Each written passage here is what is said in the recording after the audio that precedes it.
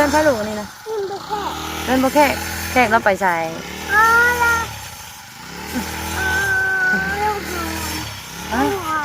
ลุงหอมเป็นยังถ่ายยังไงโอ้โหลุงหอมโมเมนลุงหอมนั่นลุงหอมมากด้วยเด้อลุงหอมมากเพื่อนพอแค่ไปสวรรค์โทรหาได้บ่ลูกฮะพี่อันไหนมาบอกว่าลุงพี่ลุงจงบอกนี่โอ้ลุงจงสู้ๆบอกแล้วสู้ๆเด้อตัดเงี้ยอยู่บันหาจ่ายเชือกมาเฮ็ดให้ใหม่อีกแล้วบาดนี้พูดนะได้ขณะลุงเราจับจักมือหนึ่งหรือยันแปลงก็ดูเฮ็ดแบบบ่ได้หมอยเพิ่นหู้เลยนะเพิ่นมาเพิ่นสิว่าแน่ไหนมาบัดนี้เห็นชวนเป็นโอ้มาได้เนาะหายแล้วชวนเป็นเอาตัดภาพมาบัดนี้ป้าลุงเลยเนาะ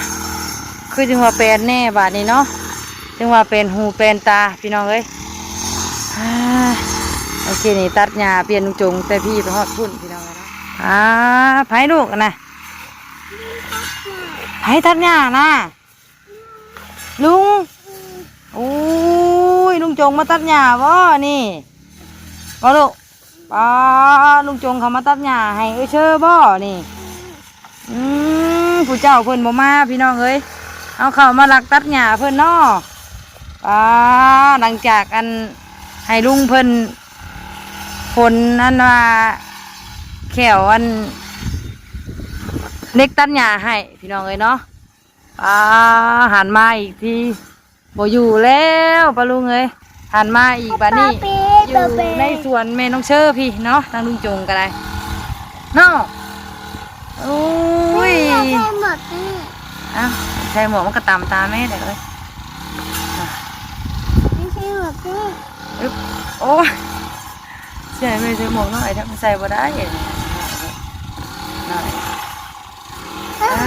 บททางลุงจงพี่น้องเลยเนาะเพิ่นเข้ามาลองเครื่องตัดหญ้าเนาะเพิ่นฝนให้แล้วก็มาลองใหม่เลยป้าลุงเลยเนาะก็ใหญ่ละเอาสบายดีเด้อป้าลุงเด้อสบายดีเลยสวัสดีป้าลุงFCกันหมดสุขุสุคนเนาะลุงเนาะสบายดีป้าลุงเลยสวัสดีป้าลุงลงมืองามเดี๋ยวได้ก้มหัวไหมบอกสวัสดีป้าลุงเด้อไม่อยากถามเรื่องไปใช่เอามาขามรถบ่เลยแดดพี่น้องเอ้ยเนาะแดดมาแล้วมื้อนี้มีแดดแล้วแต่ว่าเมื่อเว้นนี่บัดฝนหยาดน้อยนึงเนาะหลังจากฝนหยาดแล้วก็แดดออกบาดนี่ก็ดูไงเนาะโดยหลังจากที่ว่าแมวนิ้วห่อขนมข้าวต้มแล้วก็ลุงไงเนาะก็พากันเข้ามาสวนลุงจงเข้ามาสวนกับลุงจงบาดนี้เนาะมาตัดหญ้าป้าลุงเอ้ยตัดหญ้าพันน้องซาลุงโดยผู้เจ้าเพิ่นยังบ่ได้มาจอกป้าลุงเอ้ยเนาะเฮากะสิลอยมาลักตัดหญ้าเพิ่นก่อนเนาะให้เพิ่นมาตื่นก่อนส่วนลุงจงเข้ามาตัดหญ้ากับเพิ่นอยากลองเพิ่นผลนั้นใหม่แน่ป้าลุงเอ้ยเนาะก็เลยพากันเข้ามากับลุงลุงเพิ่นก็เลย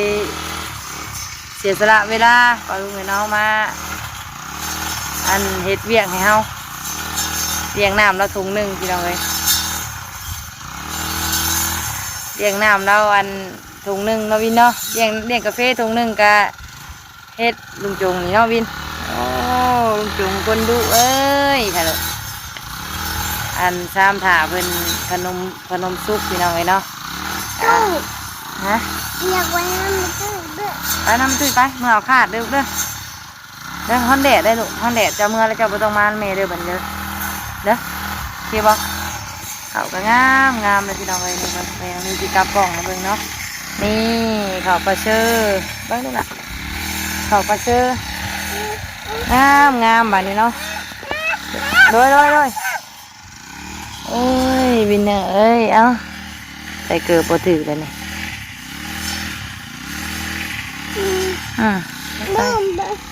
นี่นี่มาอุ้มช่างหาขึ้นทางลุงคือไอ้ลุงเพิ่นตัดนั่นก่อนแต่แมงนิ้วสิมากวดแบบนี้เนาะกวดให้งัวกินแต่กามันเป็นน้ำอีกป่ะลุงไงเนาะลุงเพิ่นกระเซียนได้บอลใดก็เข้าก็น้ำนี่โอ้ทันรัดลุงจงนี่ บัดแมวนิ้วนี่เข้าไป ใกล้อันกอเข้านี่ขาดเป็นตุยโดยนั่งลูกนั่งต้นกามต้นพอแขกพี่น้องไอ้เนาะกะเหลือแต่ความทรงจำ1 ปีแล้วพี่น้องไอ้เนาะปีกว่าแล้วที่ว่าพอแขกเป็นบ่อยู่กะนี่แหละพี่น้องไอ้เนาะไว้เบิ่งต่างหน้าเข้ามาแล้วก็คิดเห็นเราได้ปลาลุงไงเนาะคิดเห็นบอนที่เพิ่นเคยอยู่เคยเช่าเป็นยังไงเนาะพี่นี่นะเพื่อนพ่อลุงนี่นะเพื่อนพ่อแขกเราไปใส่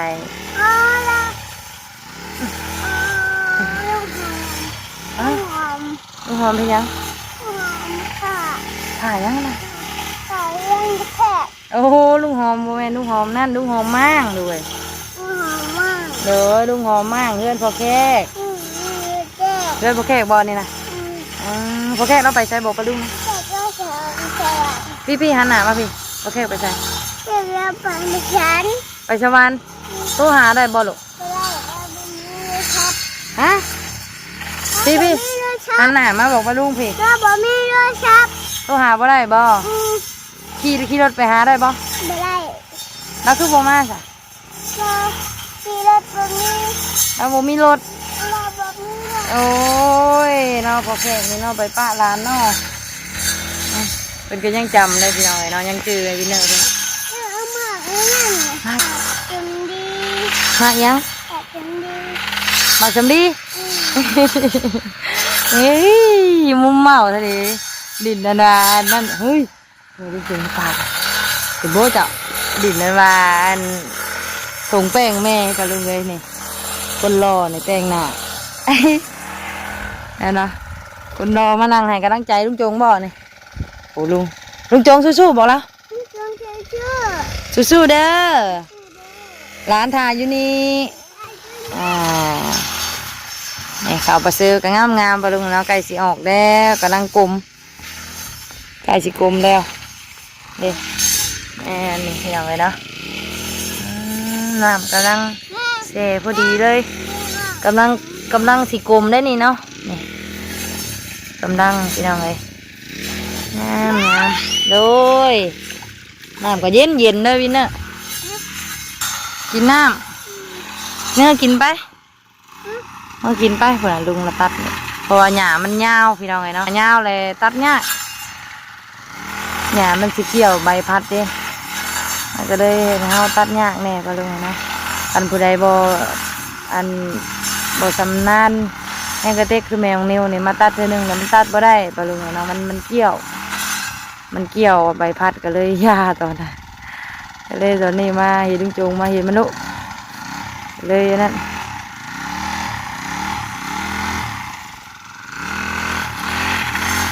เลยอยากมาตัดให้ก็ได้พากันเขามาตัดกันลุงจงมานี่เนาะบรรยากาศโคตรแดดเลยปะลุงเลยบัดแดดส่วงแรงเนาะแดดยามแรงเมื่อส่งเลยวินอยู่น้ำตุ้ยเด้อเคบอวินบ่ต้องมาเด้อเดี๋ยววินอยู่น้ำตุ้ยเด้อบัดนี้ได้อยู่น้ำน้องอีว่าเด้อเคบออย่าดึงโอ้ดูแม่กระเจ็บเลยลูก2 อันบุก็วินเนอร์เฮ็ดแม่โพดอีบาแม่เนี่ยวินเนอร์เป็นคนดื้อเนาะปะลุงเนาะโทรศัพท์ในตกน้ำได้นี่ตกน้ำเห็นได้เอาไหมซื้อใหม่บ่มีเงินเลยค่ะใครสิซื้อให้พ่อบุญกับบ่มีเงินเฮ็ดตกอีกได้คือเมื่อคืนนี่ได้นี่เป็นยังเมื่อคืนนี่น่ะยาโรดกันยังเป็นคืนนี่อีกนะเป็นยังบอกไม่ตำมันบอกไม่โอ้ตกปุ่นแล้วบัดบ่ตำแต่มันตกปุ่นจะเก๋จังหลังโดยตกน้ำเลยแล้วก็โทรศัพท์แม่กับเพกับโบดมีโทรศัพท์ถ่ายให้ป้าลุงเบิ้งบัดแม่นบอกดูเสร็จแล้วได้บัดไปแม่มาส่งไปส่งวินเนอร์ก่อนป้าลุงเลยเพิ่นอยากกินน้ำเลยเนาะเดี๋ยวไปตัดเปลี่ยนลุงจงบัดให้เนาะเอาบัดนี้ป้าลุงเลย เห็นตัดเงี้ยๆอยู่บัดหาชายเสือกมาเฮ็ดให้ใหม่อีกแล้วบัดนี้พูดน่ะได้ ขนาดลุงแล้วจับอันจักมือหนึ่งหรือยันแปลงว่าดิ้วข่อยว่ะขนาดอันใบเลื่อยนี่กาเล่ามาเฮ็ดให้นี่กาจนว่าคมบ่ลุงเลยจะบุกล้าฮอดบายลุงบัดนี้เนาะ โอ้ยตัดบ่เหิงมันก็ลุยอะ อืม มันก็ลุย ตุ้ยเฮากับพลไหมเนาะ คนไม้แก่ตัวฮีจิจิใส่เล็กหน่อยก็ได้ นี่บัดนี้บัดเปลี่ยนสายจักใหม่พี่น้องเอ้ยเนาะอันนี้เป็นสายน้ำเนาะลุงเนาะสายน้ำเก่า ใส่จักใส่ สายจักดูดน้ำมาเป็น ให้มันใหญ่เลย มาเป็นอันว่าสายพายจักบาดนี้ปะลุงเอ้ย โอ้ยเนาะตะกี้เอาอันนี้พี่น้องเอ้ยเนาะ เจ็บว่า มันเจ็บบ่ามันน้อยนะลุงเนาะมันน้อยแต่ก็มันแข็งอันนี้คือซีเมนต์ความลาวอยู่ได้บาทนี่ ว่าในเห็ดมั่วเนี่ย บาทนี้แหละสิจับจักบ่อยากย่าแต่บาทนี่ลุงเอ้ย มั่ว แต่นี่ผัวยังบอกว่าให้ขายงัวเบิดอยู่อันเมียลำบากว่ะบ่ได้แม่นว่าคิดบ่ได้คิดว่าอยากอันตัดหญ้าเปลี่ยนเมียได้ให้เมียขายงัว เอ้ยเราเฮ็ดคักได้พี่น้องเอ้ย แต่มันยานพวกจักเดียว บ่ได้แทกเบิ่งติ เนาะ คันเฮา ไปเบิ่ง ยานพวกนี้ สงสิย่านอยู่เบิ่งกันเนาะไปเบิ่งอ่ะปุ๊บเฮาเอาอันนี้เกี่ยวเลยบ่ได้บ่สายจักเกี่ยวเลยลุง พอดี อืม คันนั่นน่ะเฮายิบไปทุบสิอันนี้มัดไว้ได้บ่เปนบ่เข้ากัน ฮะเอาจันเฮากะมัดนี่เฮากะทุบเขายาวๆเป็นหยังสิเป็นหยังทุบให้มันยาว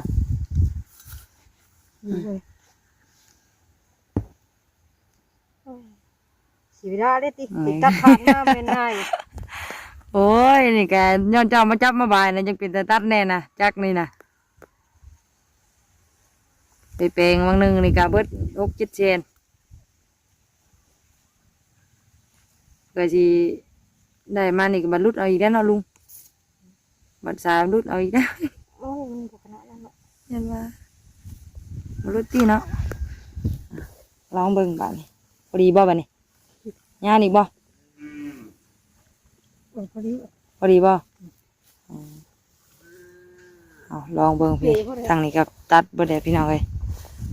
เวลาจังบ่เจ็บบ่าวะหกดีได้ข้างในโตหยากับพี่น้องเอ้ยจนสิเพียงหัวน้องสะลุงจันทร์พี่โดยพวกมันก็เสกน้ำบ้านนี่ลุงเอาว่าก็เกษตรน้ำลุงเมื่อกี้กับแกงน้ำใหม่เจ้าอย่ามันเดี๋ยวมันหมดเองมัน อันนี้เดี๋ยวไปแปลงยังดังคือเก่าอะแล้วมันหมดเองอย่ามันเนาะแต่ลุงเพิ่นตัดใครแน่กัน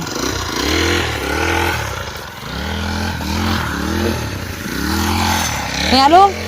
อันนี้เมื่อเฮ็ดอันกวดเจ้าเปล่านะให้ลุงเพิ่นตัดก่อนได้แมงนิ้วสีเป็นคนกวดก็ลุงไงเนาะเปลี่ยนการตัดลุงเพิ่นตัดก่อนให้ผู้เจ้าเพิ่นมาตื่นนอนเนาะมาเยี่ยมชวนมานี่แต่เติร์ดเพิ่นสิว่าได้ไรก็ลุงไงเนาะรักเฮ็ดของเพิ่นก่อนเฮ็ดแบบบ่ได้อันหมอยเพิ่นหู้เลยนะเพิ่นมาเพิ่นสิว่าได้ไรมาบัดนี้เห็นชวนเป็นโอ้ก็ได้เนาะหายแล้วชวนเป็นน่าจะเป็นน้องไปเลยต้นม่วงต้นนี้อันกาต้นไม้ต้นตอกกระหญ้าท่วมเบิดแล้วโอ้ต้นไม้ก็ได้เนาะเลยลุงเพิ่นเห็นก็เลยอยากมาตัดให้พี่น้องเลยเลยมาตัดซอยตัดที่สีสว่างโอ้ยมีแมงมีหยวดได้ต้นไม้ก็ได้เนาะเอาแมงนิ้วจักหน่อยแมงนิ้วสิปวดสะบันก็ลุงเนาะให้ลุงเพิ่นตัดลายๆเติบก่อนบ่อนไหนต้นไม้แล้วก็สี่ใส่คักบ่คัก ผ่านแล้วปวดงอน้ำก่อน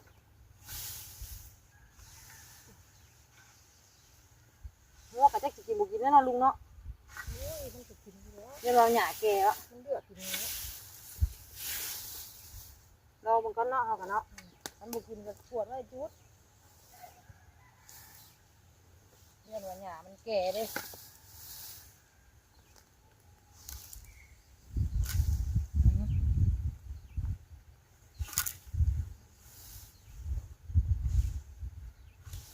บอกดิเป็นตัดเป็นเติร์ดใช่ไหม สั่นโพดแล้วว่ะ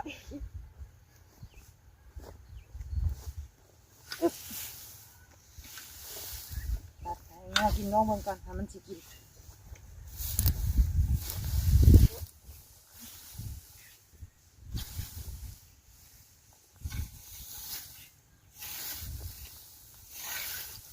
กันบุกินก็ไว้จุดเนาะลุงเนาะมันห่าวเลยฮะจังจุด เอาน้ำไม้เหงามันดีๆแล้วเขาก็เอานี่มือไว้แล้วมือไว้เหงามันแล้ว ต้นไม้วะมันเน่าติ เป็นว่าเสร็จแล้วมันเอาที่เพื่อนนั่น เป็นปุ๋ยเนาะ คนเขาคันเขียวให้เขาแบบโค้งเลยเดี๋ยวนี้เพื่อน ถ้ามันบุกินก็จะได้จุดนี้ได้จ้ะแต่ทำไมได้กินอยู่แบบโอ้เขาก็คืองามเนาะบ้านนี้ลูก โอ้ยที่แรกเต็งตัดที่หน้าติ่งแล้วแล้วเขาก็เบิ้งเข่าเขาก็มันก็ขับล้อ เขาก็คือเห็นก็เขางามยังบ้านนี้อายุยาวเว้ยที่ลูกว่าอยู่มาตัดเธอหนึ่งก็มันเกี่ยวพี่น้องเกี่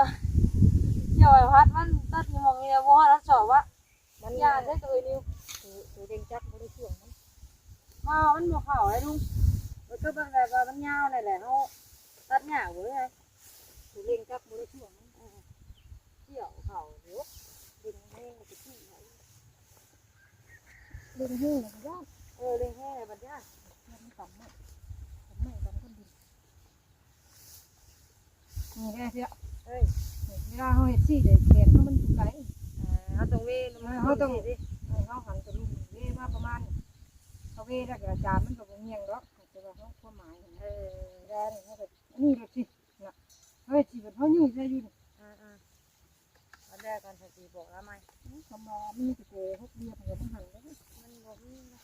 เสียงเบียร์นี่อยู่นะมันมาประมาณ มันหักกระมันน่ะจะอยู่ใส่แล้ววะ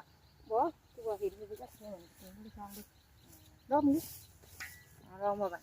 เห็นปะ จูงให้ลองแล้วบัดพี่น้อยเอาติดเปลี่ยนกันลองเบิ่งก่อนซะปะลุงไงเนาะ ขาดเลยดิ จิผ่านบ่หรือไงเอาตัดภาพมาบาดนี้ปะลุงไงเนาะคือจึงว่าเป็นแน่บาดนี้เนาะจึงว่าเป็นหูเป็นตาพี่น้องเอ้ยโอเคนี่ตัดหญ้าเปลี่ยนจงแต่พี่ไปฮอดพุ่นพี่น้องเลยเนาะหลายๆเติบเพื่อใจเพื่อแตนปะลุงเอ้ยเนาะฝนกำลังมาบาดนี้เนาะฝนตกกำลังตกอีนี่อยู่ปะลุงเลยเนาะฝนมาแล้วบาดนี้โอ้คือฟ้าคือฝนมาอีกแล้วพี่น้องเอ้ยหวานยังแดดเจ่นอยู่เนาะบาดนี้ฝนมาแล้วโอ้ตกอะไรปะลุงเนาะตกนี่เนาะตกใส่น้ำ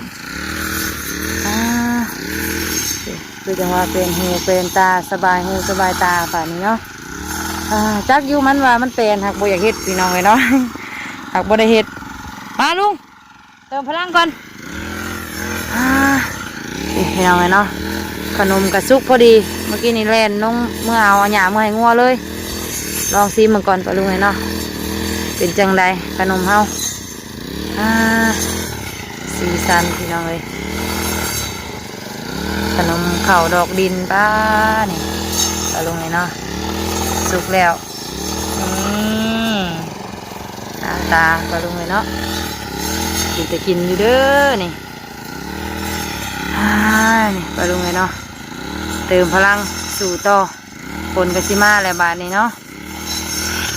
โอ้ยังห่อนๆเลยนี่ปลาลงเลยเนาะมึงเอาน้ำหัวด้วยเมื่อกี้นี่ชิมมันก่อนปลาลงขนมหน้าตาขนมดอกดินที่เราเลยเนาะหลังจากเขา หนึ่งซุกแล้วปลาลุงเนาะอืม